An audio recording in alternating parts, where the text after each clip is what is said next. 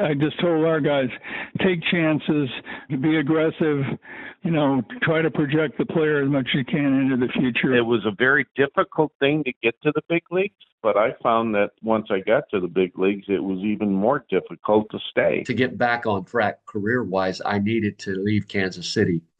And so I was very pleased when I was told that I had been traded to the Toronto Blue Jays, because I knew enough about the ball club that I was going to be given an opportunity to play, and that they had a lot of young talent at that time that they were in the process of developing. In the clubhouse, I could see how close they were as far as players teasing each other, getting on each other.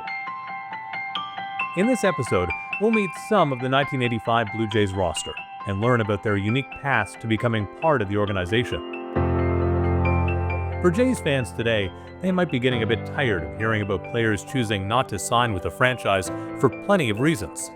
Perhaps the stories in this episode will give them some solace.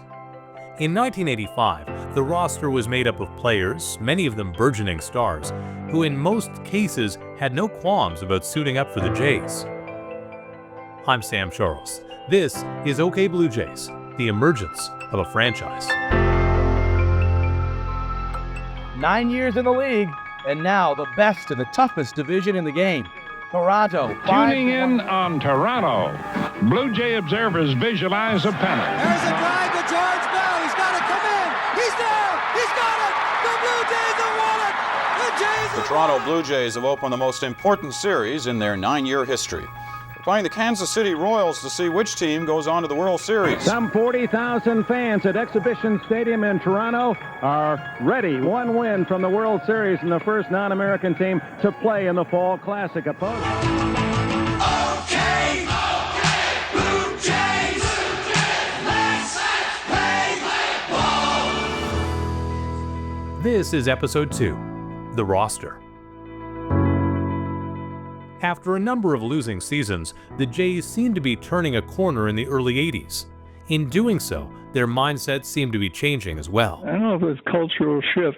I think the players gained a lot of confidence, and I have to attribute that to Cox and the coaching staff. But I think the players played with a lot more confidence.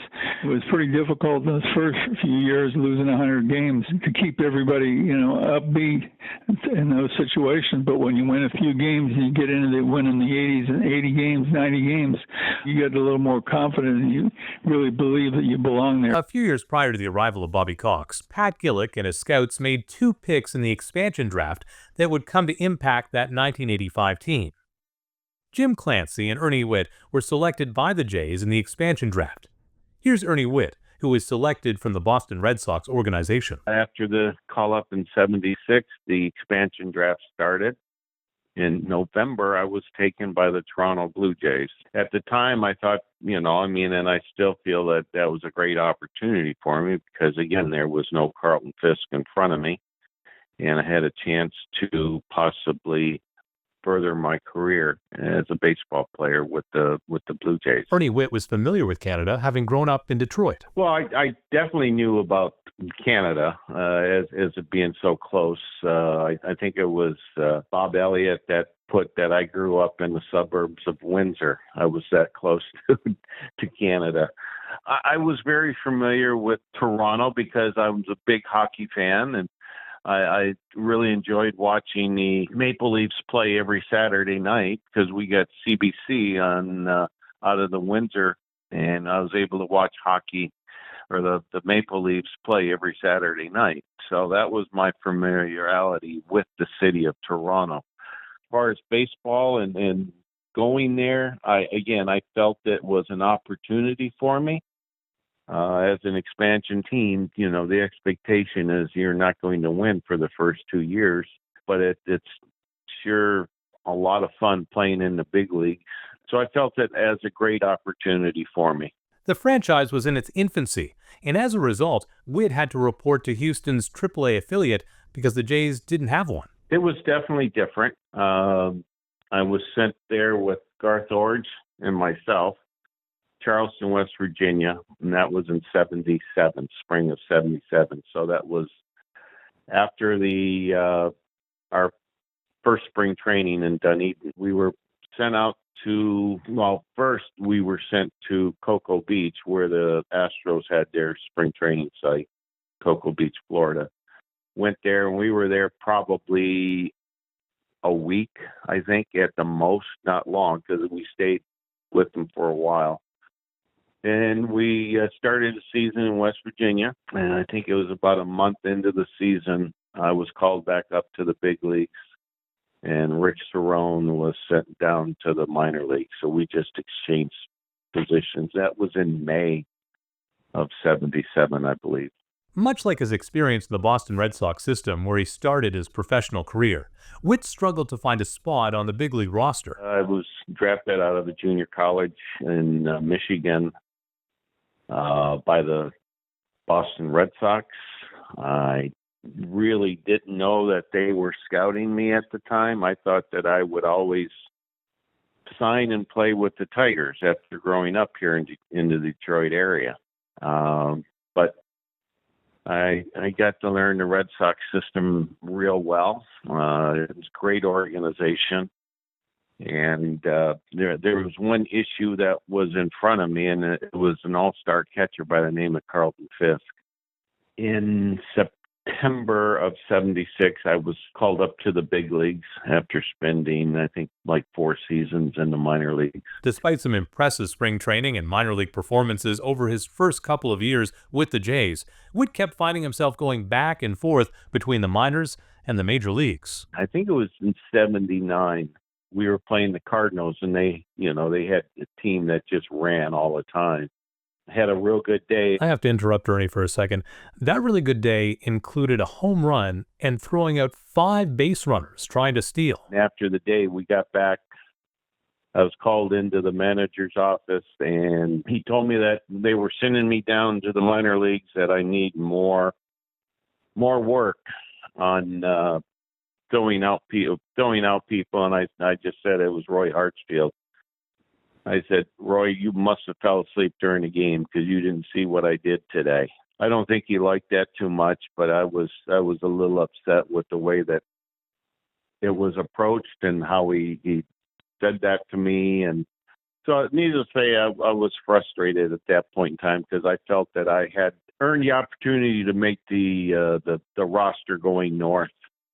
And it didn't happen. At least with the Red Sox, there was a all-star in Carlton Fisk there blocking me. So it was more of an understanding, and I could understand it more so. They said, look, we're sending you because we want you to play. Obviously, I wasn't going to play up there with Pudge being there. So with the Blue Jays, it was frustration because I feel like I had earned a spot and I wasn't getting the opportunity. And in my heart, I didn't feel like I was given the chance with the manager that was there. I mean, you're going to have people that you get along with and you don't get along with, but when they're kind of controlling your destiny, it becomes like, what more do you want me to do? I've proven myself, and I just need the opportunity. Whether with the Jays or the Red Sox, Whitt says he learned a lot in the minors. It was a learning experience. Had a lot of great coaches along the way.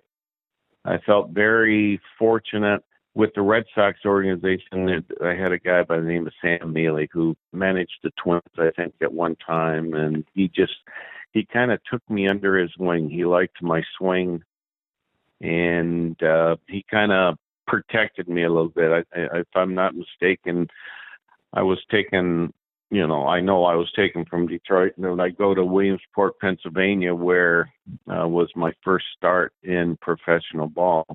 They had 3 other catchers, and all of them was from, one was California, one was Texas, and one was Arizona, and which were baseball towns, basically, or states.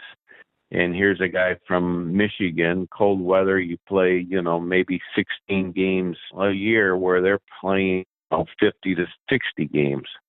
So I was kind of protected. He liked my swing, and I think he always put in a good word for me. But it was it was quite a learning experience, and I that's the purpose of the minor leagues. You work your way up, and if you're not doing the job that you're asked to do, then you're just passed along, and other people jump over you. It's frustrating when you keep getting sent down, and that happened with the Red Sox. I mean, that was being sent down in 1976. I was sent down for my would have been the start of my third year in Double-A, and that's when I was ready to pull the plug. It was Ernie's wife who persuaded him to stick with it and persevere. In that same year, after she talked me out of it, basically, I went from Double-A to Triple-A to the big leagues all in one season. So that kind of woke me up a little bit to how quickly you can get that call to be up to the big leagues once you get to that status where, now you're just biding your time. You're staying ready for when you do get that call. That helped me through the earlier years with the Blue Jays. I knew that I was only a phone call away, whether with being a catcher, you basically a foul tip away from being called up to the big league, because injuries do happen a little bit more so with catchers than they do with position players, and you only usually have one other catcher available. The calls come quicker that way when you're that close. It was a very difficult thing to get to the big leagues, but I found that once I got to the big leagues, it was even more difficult to stay, because in the minor leagues, you're learning how to play the game, all the aspects of the game. In the big leagues, you've got to know how to do all that stuff and continue to do it on a consistent basis. Ernie Whitt can still remember finally getting that call-up by manager Bobby Maddock. Well, it meant a lot. I mean, Bobby was very much involved in our minor league system. He knew what I was capable of doing, and it felt good knowing, but I still had to go and now prove it to myself that I am one of the people that belong here on this team and on this roster. So it was a great feeling to have his confidence that he thought I could do the job. It was great. It's always nice to know that the manager is on your side. Here's Buck Martinez and George Brett talking about Ernie Whitt during a segment on KSHB, an NBC affiliate from Kansas City. But you always loved hitting with Ernie Whitt catching. Yeah, well, he didn't tell me what was coming. And you never believed him. It was like when I faced Jamie. Here it comes right here. Be ready. And you never know if you're going to believe, if he's screwing with you or not, And 99% of the time you take it because now he's in your mind a little bit. And I was like Yogi. You can't think and hit at the same time. And so when they would say something to me, I'm going, oh my God, are they telling the truth or lying? This is really going to be the one he's going to throw a fastball, and I'm going to miss it. If you're familiar with the 1985 Blue Jays, you'll already know names such as Tony Fernandez, Jimmy Key, George Bell, Willie Upshaw, and Dave Steed. But for those that don't, these players and many of their teammates would become household names for baseball fans, not just in Toronto, but across Major League Baseball. And now meet the new birds on the block, the Toronto Blue Jays. And they make these birds tough. As a club, do you think it's a pretty aggressive club? Oh yeah.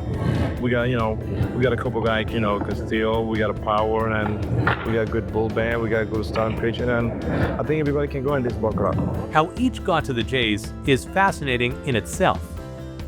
Pat Gillick and the Jays front office were scouring the baseball world for talent. One place they went was the Dominican Republic. Today, there are close to 200 players from the Dominican Republic in the major leagues, second only to the United States.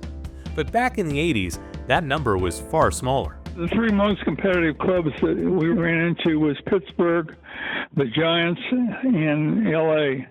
The Giants had, they had the Alou brothers. They had Felipe Manny and Jesus Alou. They had the Alou brothers. Marichal was with the Giants. So the Giants had a foothold. They were really tough competition. But we just thought that we tried to out-hustle them. That's all we had to do. And so consequently, we got our share of players, but one thing that we did offer to the players, which I think was attractive to them, we offered them opportunity. We kind of talked that those clubs that are pretty well set, you're not going to get much opportunity to have your career over there because they have players that are veteran players that are pretty solid. So consequently, we pitched it as, hey, this is a place to come because, you're going to get a chance to play and a chance to develop and a chance to make money, and it really worked out. The Jays also benefited from Gillick's leadership when it came to scouting and using tools such as Rule 5. Rule 5 can be explained like this. A major league team can protect 40 players in the organization. At the time, that included 24 on the major league roster. Typical teams will have hundreds of signed players playing in the minor leagues. Rule 5 allows teams without a full 40-man roster to select certain non-40-man players from other clubs. The Jays acquired Willie Upshaw in 1977 from the Yankees, George Bell from the Phillies in 1980, and others including Kelly Groover, Jim Acker, and Manuel Lee. Because of our situation in Toronto and being not a really attractive club to come to, who wants to come to clubs losing 100 games 3 years in a row. So consequently, we just told our scouts, no holds barred. We'll take chances. I mean, we drafted Danny Ainge, who ended up being a star in the NBA. We drafted Jay Schrader, who ended up being a quarterback. We drafted Chris Weinke, who was an infielder, and ended up being a Heisman Trophy winner. So we wanted to look at everyone possible, and streams flow into a big river. We wanted as many streams as possible flowing into our river. And so consequently, we just told the guy, listen, be aggressive, take chances. We're losing 100 games, but we're doing it with a thought in mind that we're going to improve and we're going to be a contender, hopefully, in 9-10 years. Some of the early years of losing for the franchise resulted in some benefit when it came to player acquisitions. I thought draft-wise over the period that we were there, I thought we were kind of separated. Epi Guerrero in South America, he was working Dominican, Puerto Rico, Venezuela, Colombia, Mexico. We had the best scout, the best, most aggressive, and a guy that could evaluate a player very, very quickly. So I thought we had a good situation there. The U.S. is a little more of a crapshoot. You're not certain if the players are going to sign and not sign. And again, you run, and I'm using this as an excuse, but Americans are reluctant to leave their country and go north. So consequently, you might want to draft a player, but he's not signable. He might be signable for somebody else, but he's not signable for the Blue Jays. So I think overall we did a little above average job in the U.S. market, and we did a very, very good job in the Latin American market. And I just told our guys, take chances, be aggressive, try to project the player as much as you can into the future, and we'll see what happens. And so consequently, we had some guys that played well, and then on the other hand, we had some situations that, went the other direction. All that losing in the first few years of the franchise ensured that the Jays could pick high in the amateur draft. Regardless of where the Blue Jays had their pick, Gillick and his scouting staff were able to find lots of diamonds in the rough. In 1978, the Jays selected Lloyd Moseby second overall in the amateur draft. 4 rounds later, in the 5th round, they selected Dave Stieb. The year before, they selected Jesse Barfield in the 9th round. And Jimmy Key, in his second time in the draft in 1982, was selected by the Jays in the 3rd round. Major League ball clubs in the 70s and 80s had only a limited number of ways to acquire players. They could draft them, use Rule 5, sign them as free agents, or trade for them. Infielder Rance Mulliniks had stops with the Angels and Royals before joining the Jays. The son of a former minor leaguer, Mulliniks simply had a passion for the game. As a little boy, my passion to play was always there at every level. I just loved to play. Number 2, extremely competitive. Number 3, I always wanted to learn. If you were to ask Cito Gaston tomorrow, he would probably say to you, the one thing Rance always wanted to do is he always wanted to learn. Because I always want to learn. I always trying to figure out a way to get a little bit better and learn from people that had more baseball experience than I had. And sometimes I saw players that didn't get to the big leagues. They should have had a big league career because they just didn't have that willingness, for whatever their reason may have been, to grasp that and learn. That I don't understand. I can understand somebody not having passion, maybe like I did. I could understand somebody maybe not being quite as competitive. That I get.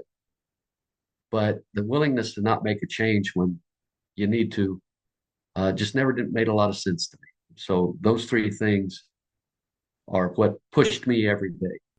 California Rays Mulliniks had been drafted by the Angels in 1974 and made his major league debut in 1977.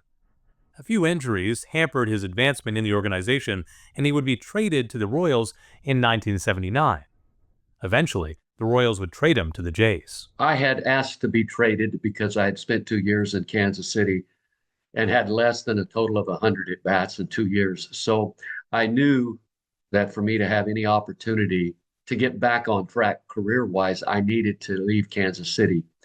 And so I was very pleased when I was told that I had been traded to the Toronto Blue Jays because I realized I knew enough about the ball club that I was going to be given an opportunity to play, and that they had a lot of young talent at that time that they were in the process of developing.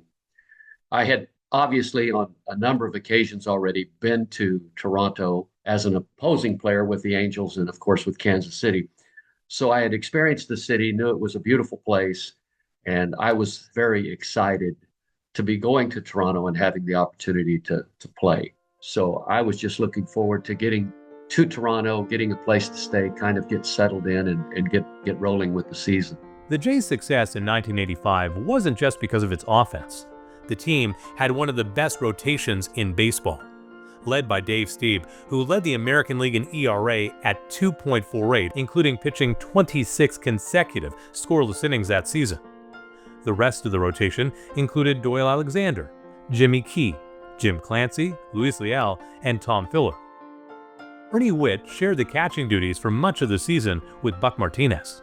Well, I think the biggest thing was that Buck and I had knowledge of every one of their personalities, what we could say to them, what we couldn't say to them. You know, you'd go into a game with a game plan, knowing that, what each pitcher is capable of doing. They knew that, we were prepared. I think our pitching staff trusted him and I to, call a game, select pitches that we felt would get the hitters out. There's constant communication with the pitching staff during the course of the game. If we see a hitter making an adjustment on the pitcher, then we would talk to the pitcher and say, this guy's moving up closer on the plate, or he's backed away a little bit. He's starting to look for that inside pitch.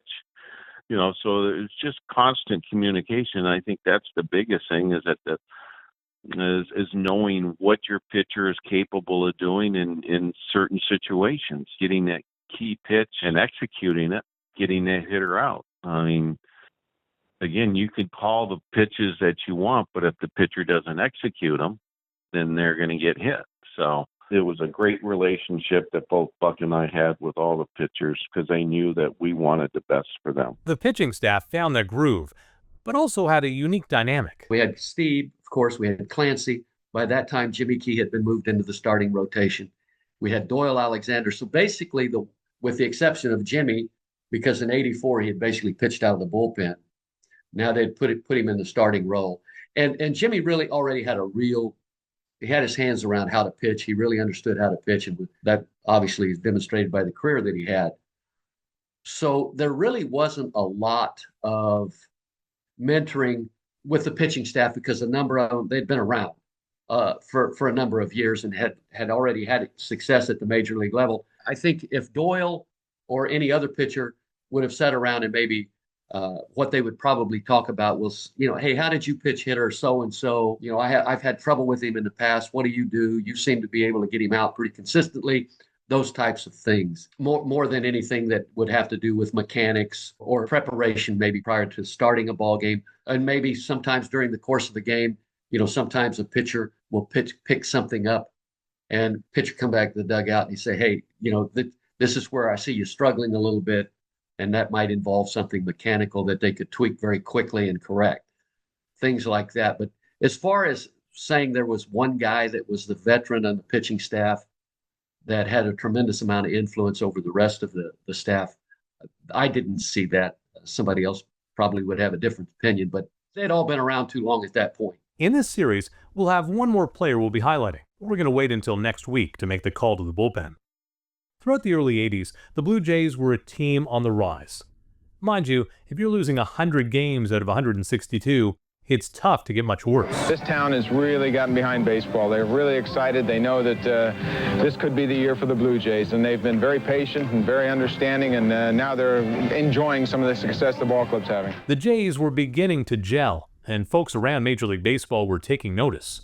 Here's former Royal and Yankee Steve Balboni. They were strong. They had a lot going for them. They had some really good young players and good pitching. You saw them just getting better and better. They were in a tough division, because all the teams were getting better.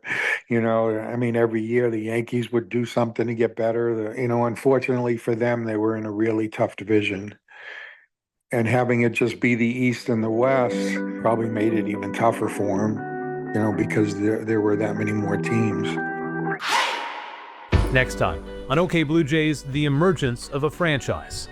We'll look back at a regular season to remember. I can remember we were pulling up at Yankee Stadium, and the attitude was, they're up against us today. And when I say us, not only the ball club, but the fans, we're not intimidated by this place or these fans. I don't know if we'd lost 3 in a row the whole year. He had knocked me down, threw one up and tight on Rance also, and then he did George. A lot of people couldn't stand George Bell, and he was one of my favorite teammates. All he wanted to do was win. He took exception and went after him. When we got Tom Hagen in July, it just turned around in the bullpen. We had a 1-run lead, we won that game. We had a 2-run lead, we won that game. If you're enjoying the show, please share it with others or even rate it. And if you have the means, consider making a donation to Jays Care, your local food bank, or a charity of your choice. If you want to share your memories or thoughts, email me at okbluejays@mail.com.